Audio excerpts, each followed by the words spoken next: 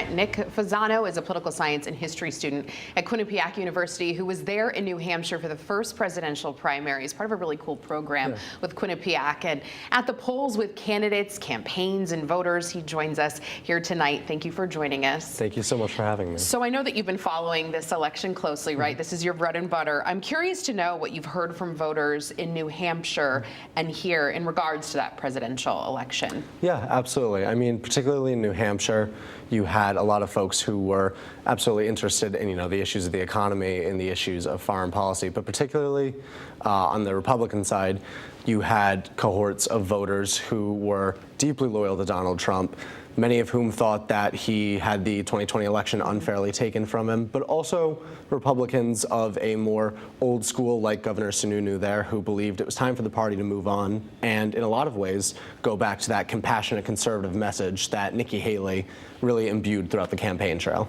Yeah, so this is the first time, you mentioned Donald Trump there, this is the first time a former president who's also a presidential candidate, right, has been indicted. Talk to me about what you're seeing and how this is affecting the election. Are you seeing that really sway voters who maybe voted for Donald Trump the last two elections? Yeah, absolutely. I think it really is. I mean, if you just look at some of the results that we've had so far and also just on the ground how people feel, you have a lot of former moderate Republicans who are very worried about the fact that their presidential candidate has been indicted 91 times and someone who has lost really every race for the Republican Party since his first victory. There's a lot of fear about that. There's a lot of fear about losing. There's a lot of fear about the idea of someone who could potentially be compromised or someone who could potentially be fundamentally opposed to the ideals of American democracy as their party's representative.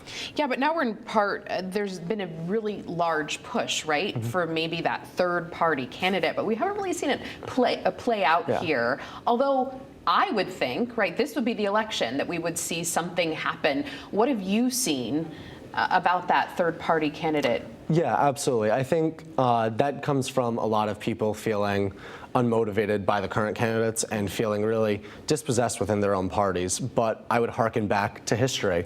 A third party candidate has never really been successful. In contemporary American history, you can look at George Wallace, who is a firmly Southern candidate, or Ross Perot, who appealed to wide swaths of the nation and didn't win a single state in either of his races. There isn't a viable third-party candidate.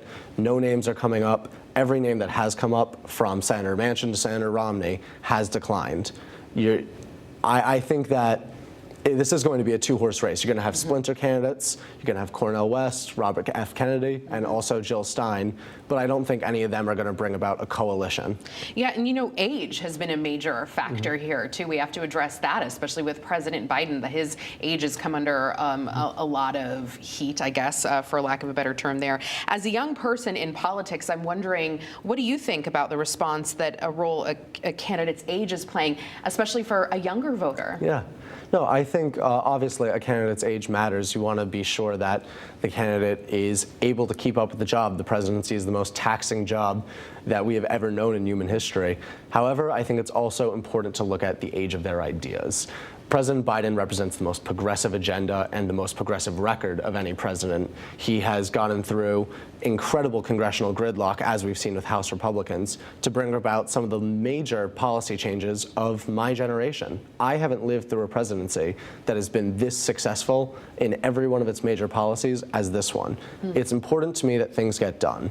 It's important to me that infrastructure spending back home is putting people I know in work. It's important that the CHIPS and Science Act is bringing money to universities for college students to help in research. It's important to me that President Biden is defending young people's rights to reproductive freedom.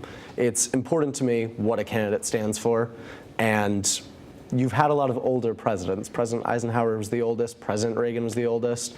We don't look back at either of them and say, well, I wish we didn't have had them. Well, and I also would argue that you're not your average voter of your age, right? So you're only a sophomore at Quinnipiac. Yes. You're going far. You're going far in your career for sure. Yeah. Well, thank you so much for joining us, Nick Fizzano from Quinnipiac.